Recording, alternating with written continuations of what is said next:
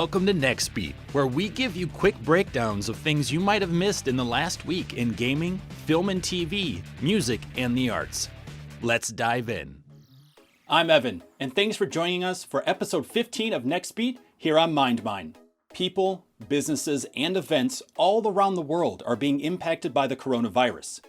There have been over 80,000 cases, and though around 91% of patients have recovered, it's still concerning to have an outbreak of this size and that can be deadly. It's shaking up economies as companies like Apple prepare for the worst, and those in the gaming industry are beginning to follow suit. It's been recently announced that EA, Sony, and Facebook will no longer be attending the GDC or Global Developers Conference, an annual conference for video game developers, due to these very concerns. EA released a statement to GameSpot saying the following: having closely followed the global situation with the coronavirus and with the recent escalation of cases in new regions, we have decided to take additional steps to protect the well-being of our employees, including the restriction of all non-essential travel.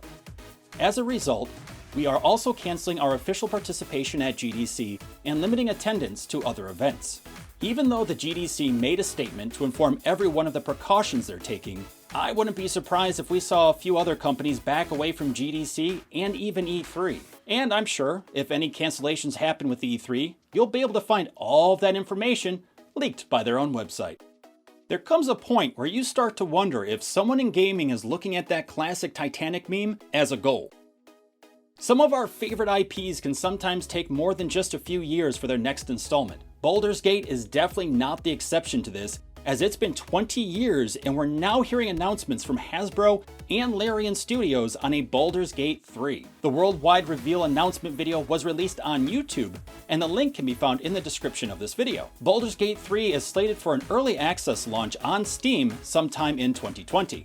On top of this exciting news, Hasbro has announced a remake to Dungeons & Dragons Dark Alliance, which is a 4-player, third-person hack-and-slash game, and they'll be releasing 5 more games between now and 2025. The 5 other games are currently unknown, though some are hoping for something having to do with Neverwinter Nights, or even a remake to Dungeons & Dragons Online. It seems Sony Music has found their Muse, thanks to Nashville-based IT City Entertainment. These companies will work together to develop a TV show called The Muse, where they'll tell the stories behind some of your favorite songs. Brian Williams of IT City Entertainment said that in a perfect world, the show would air in the fall, but that they're working out some logistics such as having a broadcast partner and gathering the artists.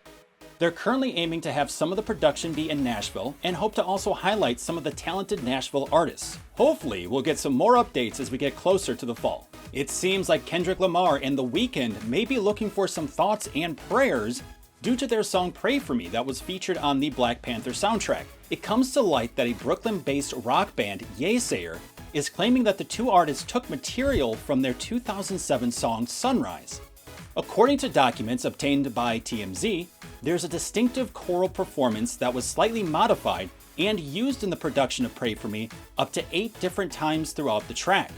Yesayer is asking for all the Pray For Me profits and to be compensated for damages. They're also seeking an injunction to block further sales and airplay of Lamar and The Weeknd's song. Now, I have to admit that if you listen to the very beginning of Sunrise, in comparison to the choral chanting that you can hear around, say, 2 minutes and 10 seconds of Pray For Me, there are some distinct similarities. But we'll have to wait and see where this goes, as we're still waiting to hear from The Weeknd and Kendrick Lamar on this situation. But until then, you can listen to both songs via the links in the description section of this video. Thanks for joining us for episode 15 of NextBeat here on MindMine. If you've liked what you've seen or heard, make sure to subscribe and click that notification icon so you could be the first to be notified when another episode goes live here on MindMine.